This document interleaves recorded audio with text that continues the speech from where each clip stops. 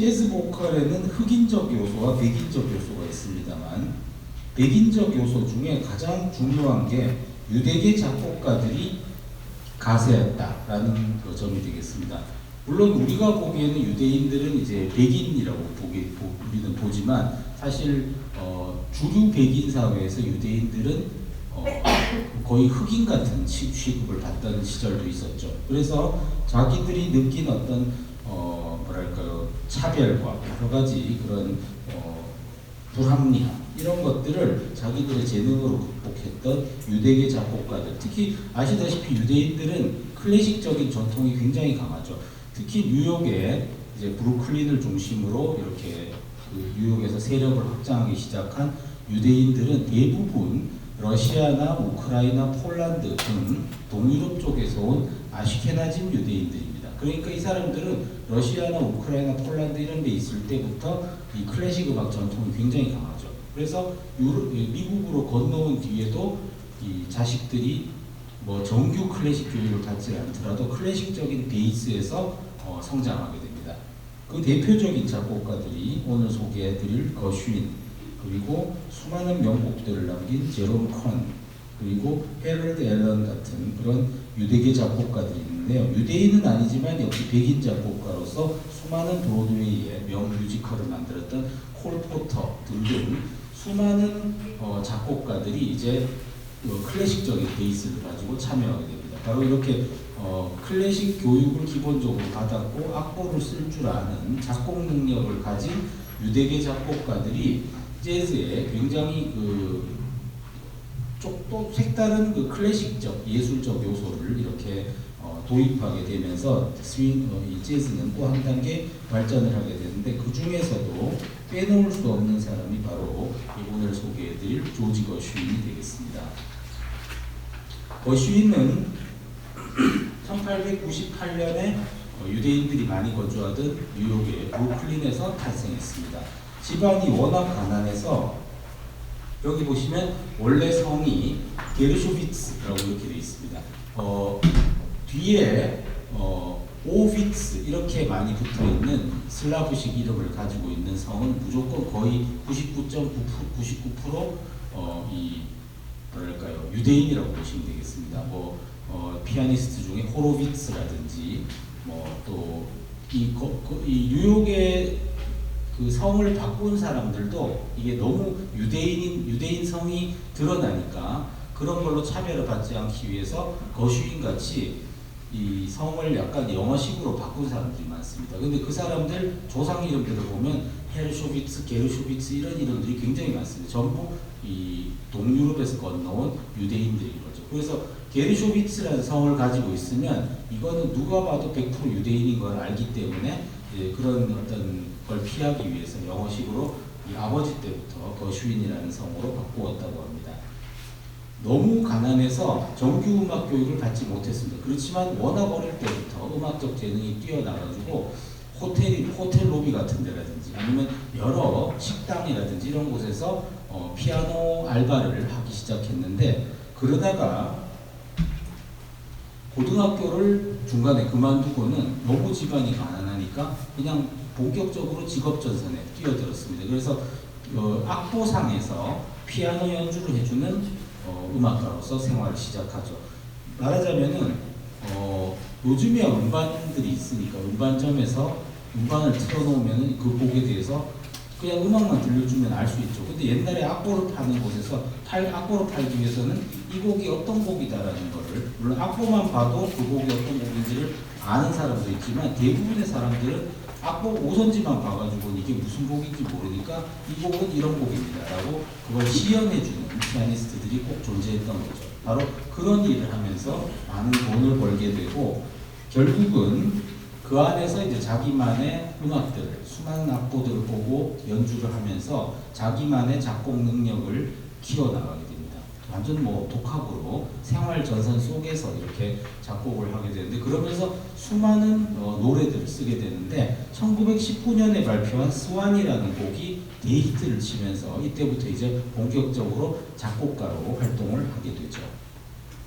그러다가 거슈인은 항상 자기가 어린 시절 배움이 부족한 거에 대한 어떤 목마름이 있었습니다. 자기도 위대한 음악가들처럼 클래식 음악으로 이렇게 뭔가 승부를 보고 클래식 음악의 교향곡도 쓰고 이런 작곡가가 되고 싶어서 계속 자기 스스로 또 아는 클래식 작곡가들 이렇게 찾아다녀서 조금씩 아름아름 공부를 하면서 이제 자기도 클래식적인 어떤 거를 해보겠다라고 했는데 한 번은 뉴욕 교향악단, 그러니까 지금은 이제 뉴욕 필하모닉 오케스트라지만 옛날에는 뉴욕에 큰 두 개의 오케스트라가 있었습니다. 그래서 그 두 오케스트라가 합쳐서 나중에 뉴욕 필로 이렇게 성장하게 되는데 그 지휘자가 거슈인한테 우선 이제 친구가 그 작곡가였던 지휘자가 그 거슈인한테 얘기를 합니다. 우리 이제 재즈 밴드를 위해 가지고 한번 그 음악 하나 지어다오 얘기하니까 거슈인은 굉장히 그 클래식적인 곡을 좀 쓰고 싶다라고 해서 피아노 협주곡을 쓰겠다라고 공언을 했지만 너무 바빠가지고 이 곡을 작곡을 못하고 있으니까 재즈 밴드 리더였던 친구가 신문에다가 그냥 광고를 내가지고 조지 거슈인이 이제는 유행가가 아닌 피아노 협주곡을 쓰고 있다라고 광고를 해버렸습니다. 그래가지고 시간에 쫓겨서 쓴 게 바로 랩소디 인 블루였는데 이때 뉴욕 필하모닉의 지휘자가 그걸 연주를 보고는 이 연주가 초연했을 때는 찬반 양론이 엄청 셌습니다. 이건 뭐 재즈도 아니고 클래식도 아니고 어정쩡하다라는 의견부터 대부분 클래식 음악가들은 되게 신선하다. 이거야말로 미국적인 클래식이 이제 탄생하는 것 같다라고 해서 뉴욕 필하모닉으로 진짜 피아노 협주곡 의뢰도 받고 이렇게 발전을 해나가기 시작했습니다. 그러다가 그런 어떤 거슈인의 갈증은 풀리지 않았습니다. 그래가지고 당시에 그 거슈인이 굉장히 관심이 많았던 거는 의외로 비엔나의 그 신비엔나 악파죠. 그러니까 쇤베르크라든지 베르크, 베베른 같은 작곡가들이 썼던 전위적인 무조음악이었습니다. 그런 음악에 뭔가 그 자기가 좀 더 다가가고 싶은데 그래서 많은 사람들과 접촉을 하고 있는데 드디어 프랑스를 방문할 기회가 생겼죠. 그래가지고 자기가 굉장히 존경하던 라벨에게 한 수 가르쳐 주십사. 방문해서 제가 문화생으로서 좀 이 수련을 받고 싶다라고 이렇게 연락을 취했습니다. 라벨은 굉장히 이제 흔쾌히 얘기하면서 악보를 좀 보내주시오. 그래가지고 이제 거슈인은 자기가 지금까지 작곡한 비장의 악보들을 다 보냈죠. 그러니까 라벨은 그 악보들을 다 검토하더니 파리에서 카톡을 보냅니다. 그래가지고 그 거슈인이 라벨에게 선생님 제발 당신 같은 그런 그 좋은 음악을 쓸 수 있도록 좀 가르쳐 주십시오. 이러니까 당신의 악보를 보니까 나한테 굳이 배울 게 없을 것 같은데 왜 자꾸 나에게 배우려고 하느냐. 그러니까 이제 그 거슈인은 당치지 않은 말씀입니다. 이러면서 진짜 클래식 작곡가로 성공하고 싶다. 이러니까 아주 라벨이 유명한 말이었죠. 당신은 이미 인류 거슈인인데 거슈인 자체로서 아주 뛰어난 작곡가인데 왜 라벨의 아류작이 되려고 하느냐. 당신만의 독창성을 살려라라고 얘기했습니다.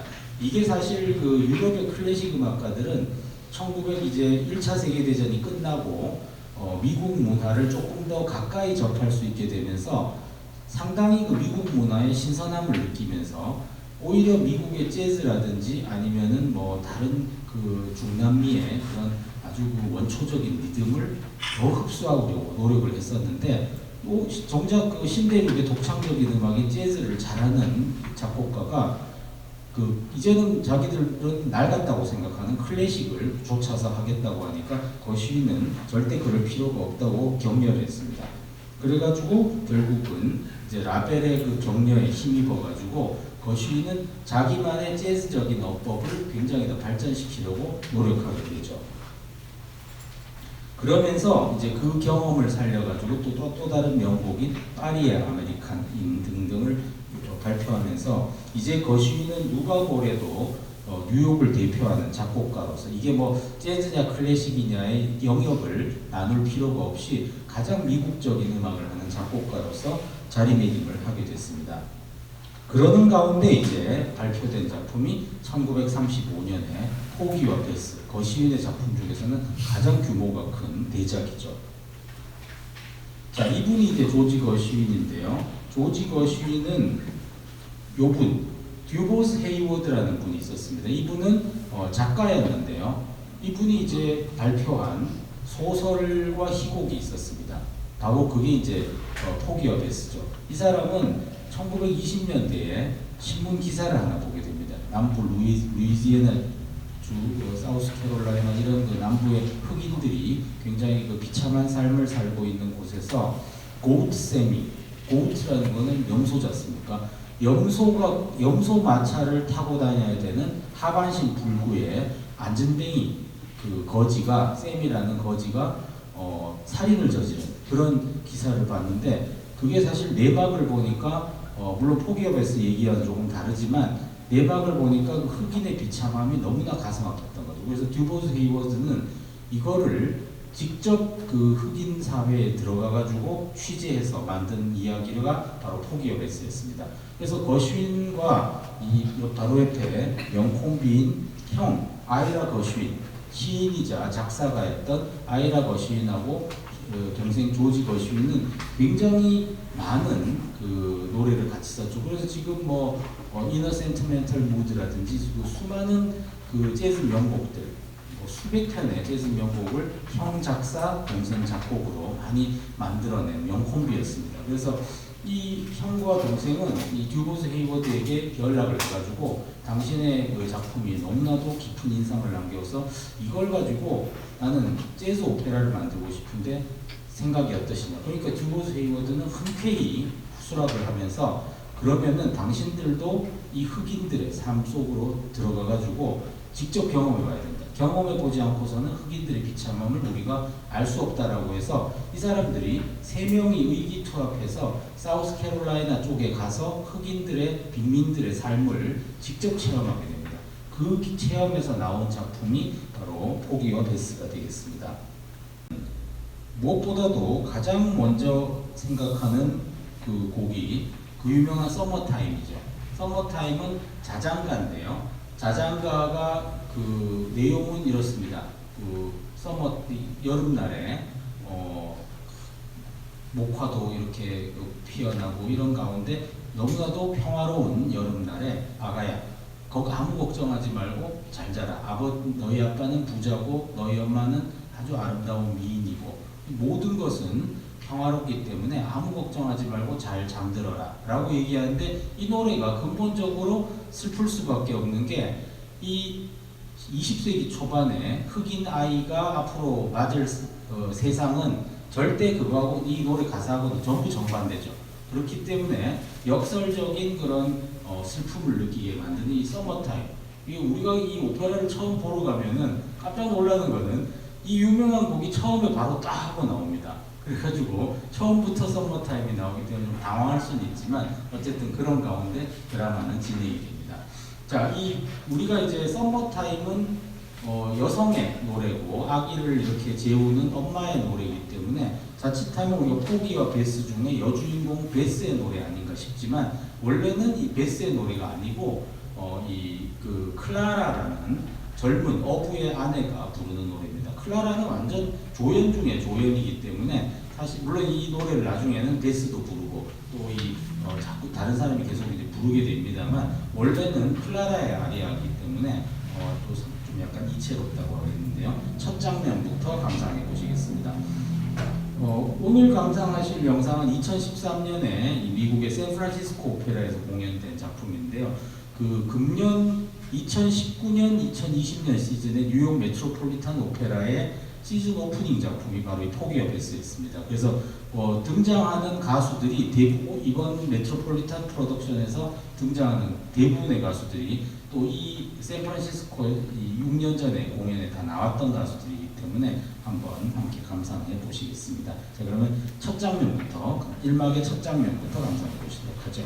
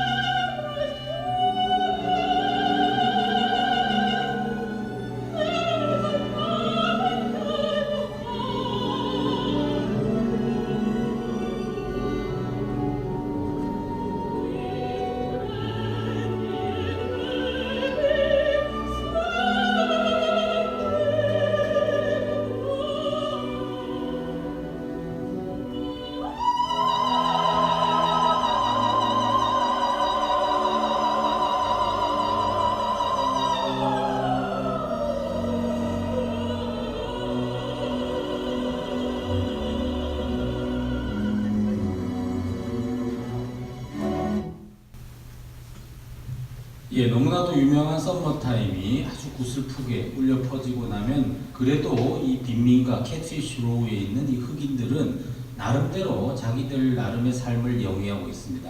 지금 이제 어부 제이크와 클라라 부부가 있고 이제 곧 그 또 다른 이제 인부인 로빈즈라는 나이 많은 인부가 나타납니다. 이 인부하고 사람들이 모이니까 여기서 이제 드디어 또 남자들의 노름판이 벌어지기 시작하죠. 거기에는 안진뱅이 거지인 우리의 주인공 포기도 등장하고, 근데 거기에 이 크라운이라는 인물이 등장합니다. 이 오페라에서 한마디로 이제 빌런, 악당입니다. 크라운은 항구에서 이 물건들을 내리고 싣는 항구 인부입니다. 항구의 자벽부인데요.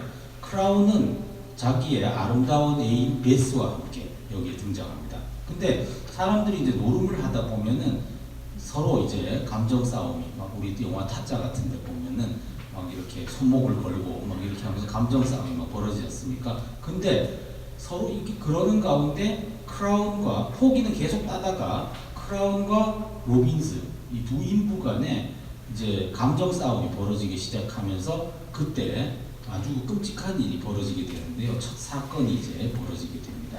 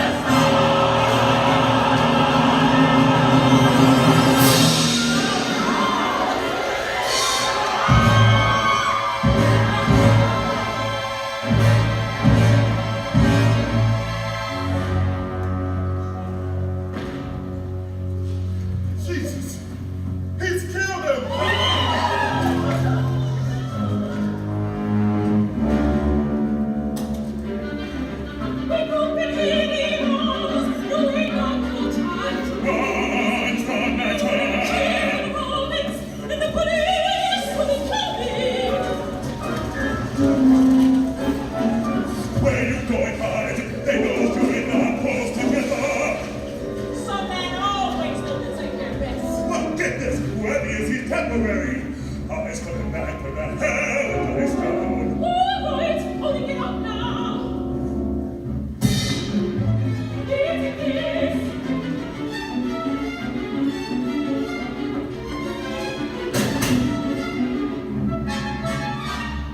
It's your sporting life. Sure, and that's the only friend you got left. For God's sake, give me a touch of the happy dust. I shake it so I can hardly see.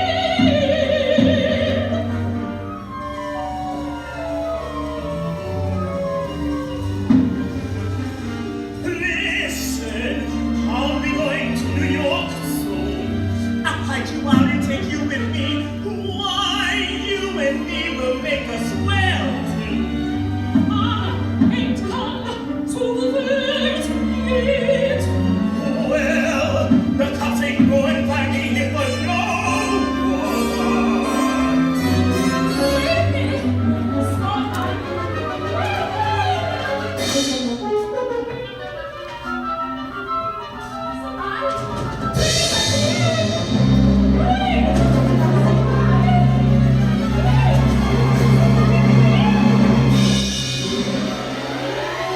You done bring trouble enough. Get out before the police come.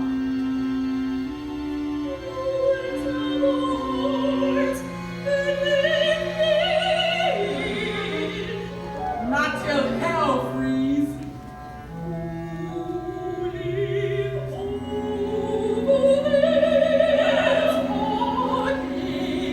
He ain't no use to your kind. He's a cripple and a beggar.